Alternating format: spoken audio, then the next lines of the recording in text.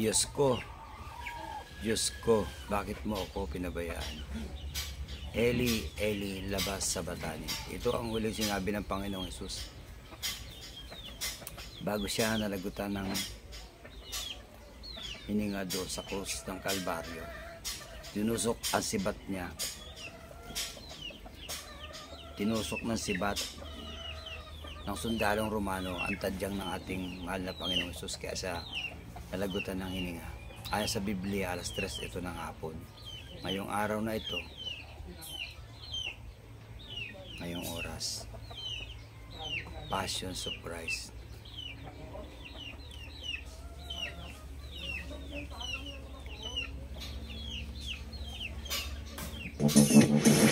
Mga kapatid, itinuturing na pinakamahalagang panahon para sa mga Kristiyanong Romano-Katoliko ang Semana Santa. Wikang Kastila iyan na ang direktang kahulugan ay ang Holy Week o Banal na Linggo.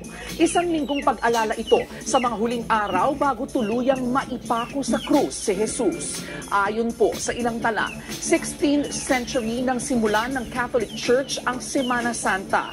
Naging paraan ito ng simbahan para ituro at ikwento ang naging pagsasakripisyo ni Jesus o Passion of Christ.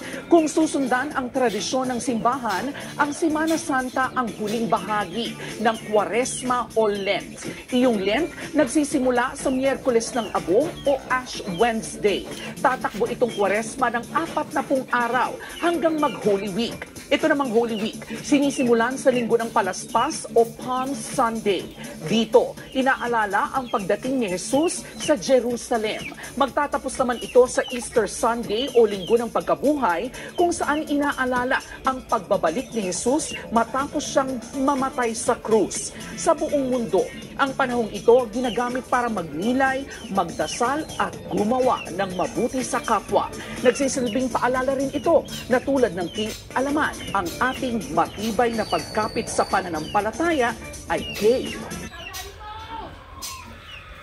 Ngayong oras at araw, alas 3 ng hapon, ayon sa Biblia, ay nalagutan ng hininga ang ating mahal na Panginoong Hesus. Pero bago siya nalagutan ng hininga, meron siyang salitang binitiwan. Sabi niya, Eli, Eli, labas sa batani. Diyos ko, bakit mo ako pinabayaan?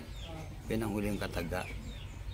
Tapos, sinaksak siya ng sibat ng isang sundalong Romano. Ang punto rito guys, kung bakit ganito, ang hinaing ng ating Panginoong Hesus sa Diyos Ama, dahil nakaramdam siya ng sakit at kamatayan.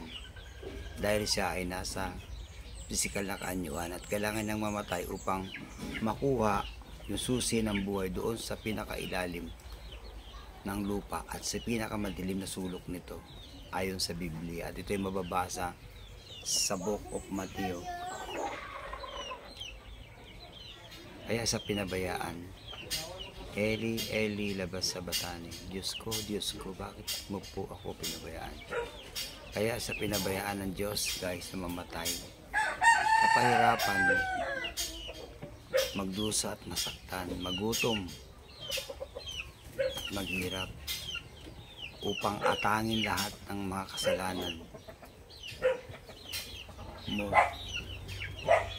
at ako. Inako ng lahat ng ating mahal na Panginoong Hesus ang kasalanan ng ginagawa natin. Tinubos niya tayo mula doon sa kamatayan. Tinubos niya tayo mula doon sa kasalanan para magkaroon ng buhay na walang hanggan.